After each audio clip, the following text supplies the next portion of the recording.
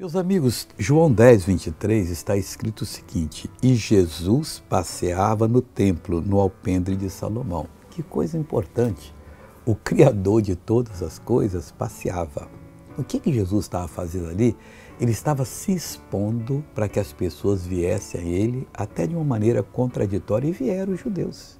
Aí Jesus pôde entregar a mensagem dele. Não é nada errado você ir a uma praia, desde que você esteja com traje de banho, mas com coisa decente, né?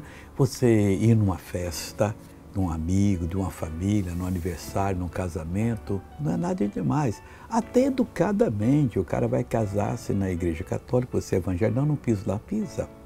E vê direitinho as coisas e fala com a pessoa com sabedoria, peça a Deus. Uma palavra com sabedoria resolve todo o assunto. Ele estava passeando ali no templo, no alpendre de Salomão. Sabia de tudo, mas ele estava se expondo. Quando você se expõe, você pode influenciar a pessoa, mas sempre ligado em Deus com a sabedoria divina. Veja uma pessoa que foi abençoada. O que aconteceu com a senhora? Ele me deu um AVC na esquerda e quando me deu na direita, a minha perna ficou...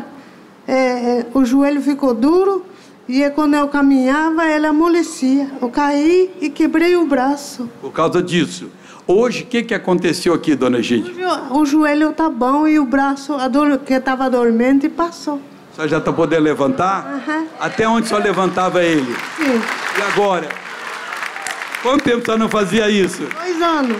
E o joelho? O joelho está bom. Como é que a senhora andava antes da oração? Caminhava, mas é assim. Assim? É. E agora? E agora está bom. Então caminha que eu quero ver. Vem cá, vamos dar a volta da vitória? Então segue o missionário. E vamos todos dar a volta da vitória. A dona Egídia deu a volta. Melhorou? Melhorou. Então vai nessa fé em nome de Jesus. Glória a Deus. Quero orar com você agora, Pai, que nós não estejamos nunca no lugar errado. Mas como Jesus no templo passeava no alpendre e ele queria atrair a atenção dos contrários a ele, que eram religiosos, e conseguiu e nos deu exemplo. Oh meu Deus, onde quer que a gente vá, que nós tenhamos a sabedoria para plantar a semente, sermos bem-sucedidos.